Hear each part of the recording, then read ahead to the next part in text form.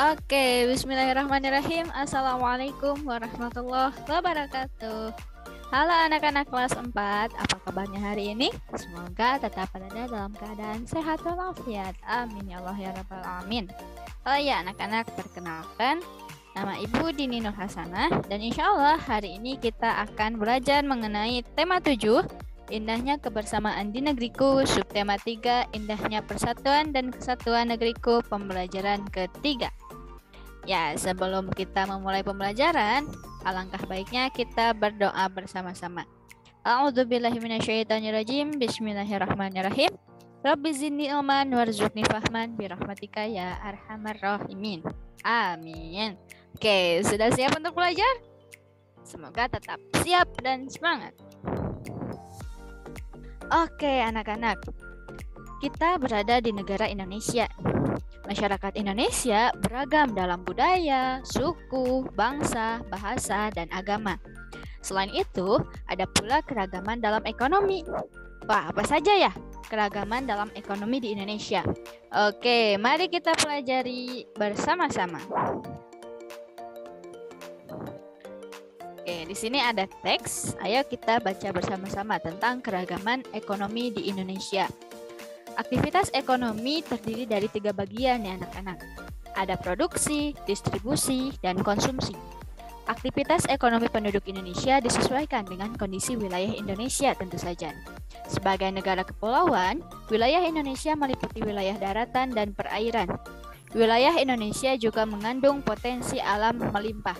Namun, potensi alamnya belum mampu dimanfaatkan secara optimal bagi kemakmuran penduduk Indonesia sendiri. Sebagai generasi penerus bangsa, kita hendaknya ikut berperan aktif dalam pemanfaatan potensi alam secara bijak. Apa sajakah jenis kegiatan atau aktivitas ekonomi yang dilakukan masyarakat? Bergerak di bidang apa sajakah aktivitas ekonomi masyarakat? Oke, berikut akan ada beberapa jenis aktivitas ekonomi dan bidang ekonomi terkait. Oke, yang pertama, ada aktivitas ekonomi di bidang pertanian. Wilayah Indonesia berada di antara lintang 6 derajat lintang utara sampai 11 derajat lintang selatan.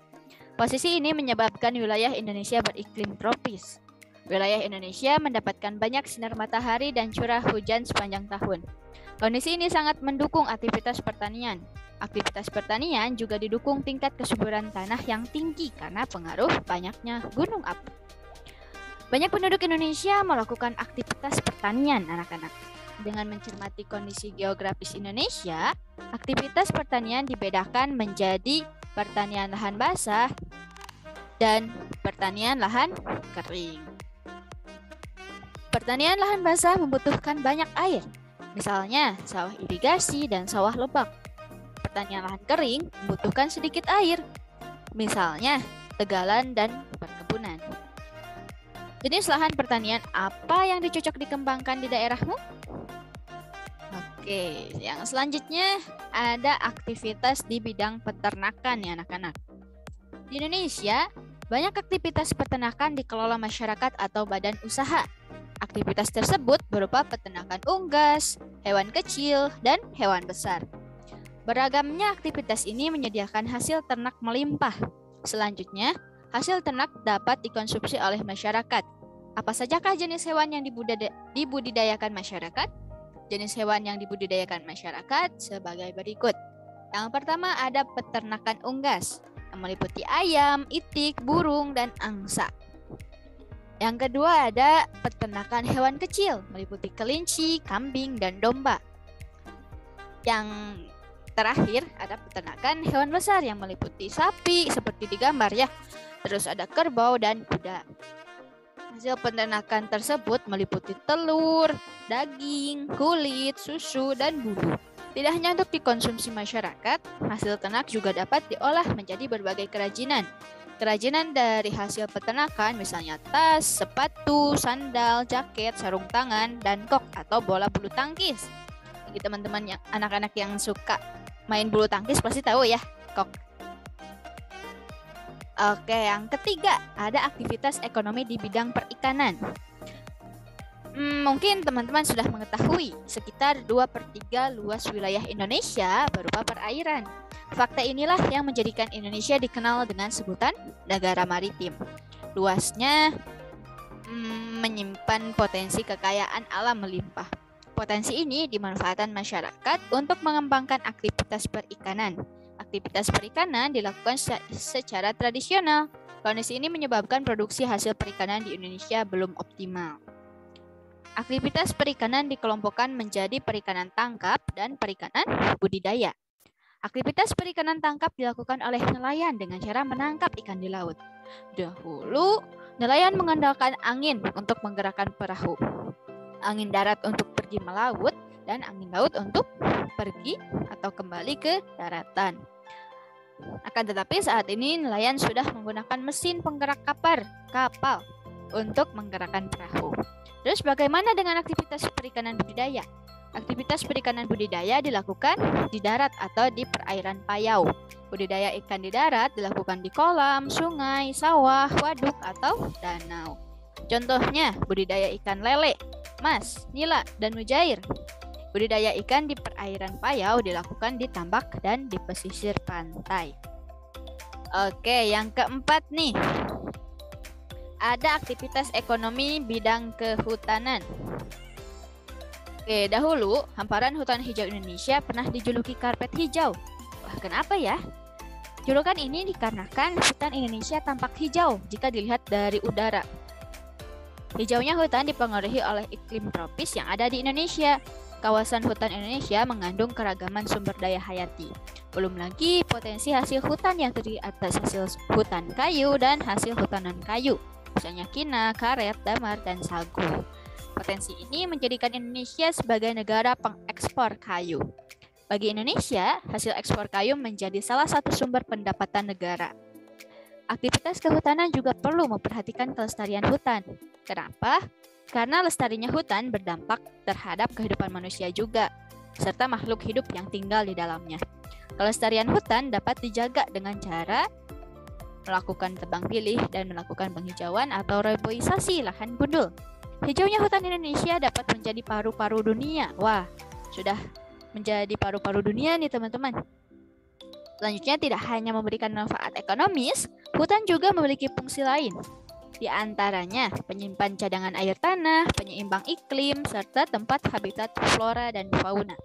Bahkan kawasan hutan juga dimanfaatkan untuk objek wisata karena banyaknya manfaat hutan.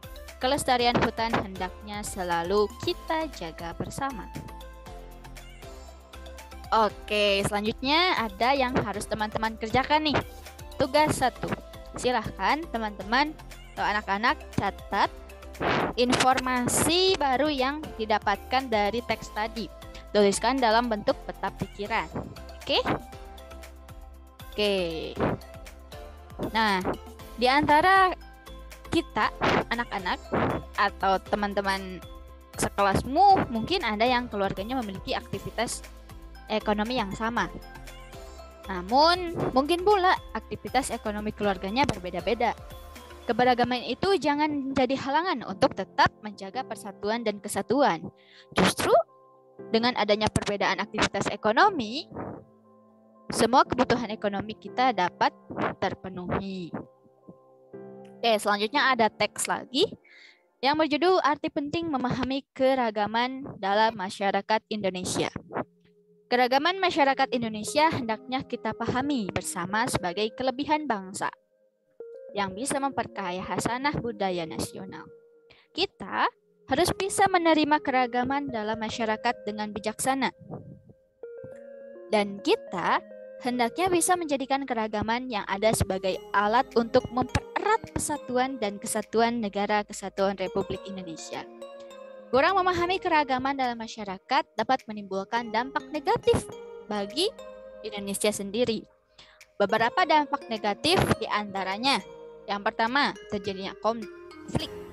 Terjadinya konflik, baik konflik ras, antar suku maupun antar agama. Yang kedua, perpecahan atau disintegrasi bangsa. Perpecahan bangsa ini bisa terjadi karena terdapat konflik sosial dalam kehidupan masyarakat. baik karena perbedaan ekonomi, status sosial, ras, suku, agama, dan hasil kebudayaan. Dan yang ketiga, memandang masyarakat dan kebudayaan sendiri lebih baik serta merendahkan masyarakat dan kebudayaan lain. Sikap ini dapat mendorong terjadinya konflik antar kelompok. Nah, di samping ini ada gambar-gambar ya. Ada rumah adat serta tarian dari beberapa daerah yang ada di Indonesia.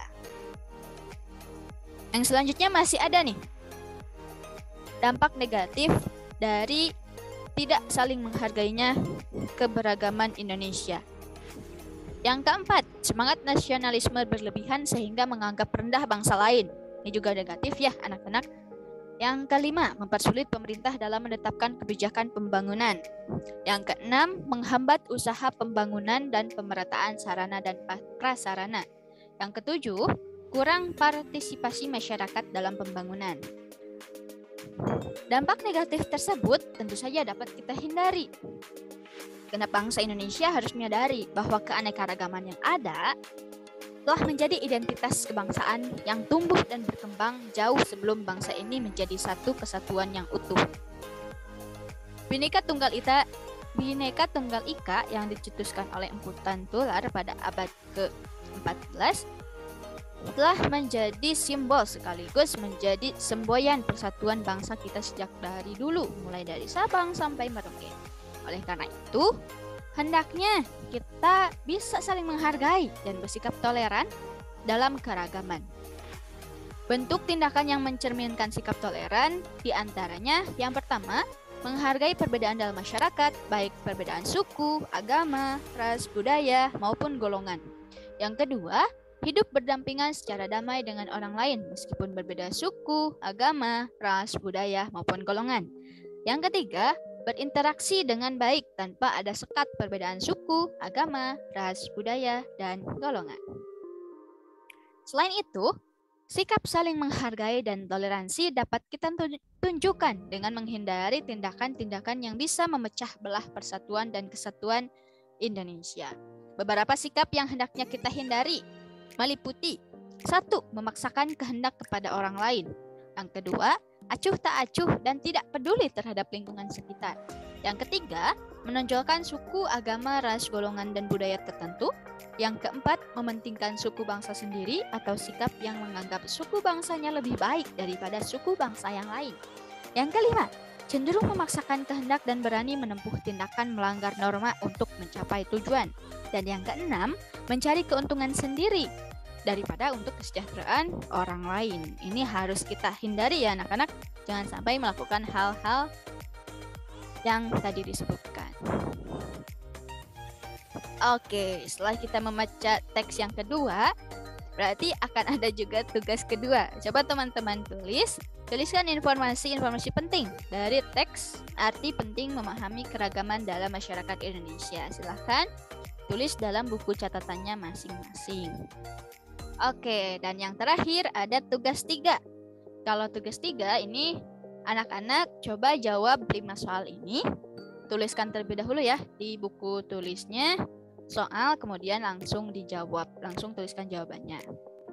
Oke, hasil dari tugas 1, 2, dan 3 bisa anak-anak fotokan dan kirimkan ke chat pribadi atau japri ke Ibu Dini. Oke, mantap. Oke, alhamdulillahirrabbilalamin. Pembelajaran pada hari ini dicukupkan sekian. Terima kasih anak-anak hebat telah semangat dalam belajar meskipun masih dalam suasana daring ya. Semoga teman-teman menjaga semangatnya agar kita menjadi orang-orang hebat yang sukses. Oke, dari Ibu sekian. Terima kasih. Wassalamualaikum warahmatullahi wabarakatuh. Dadah.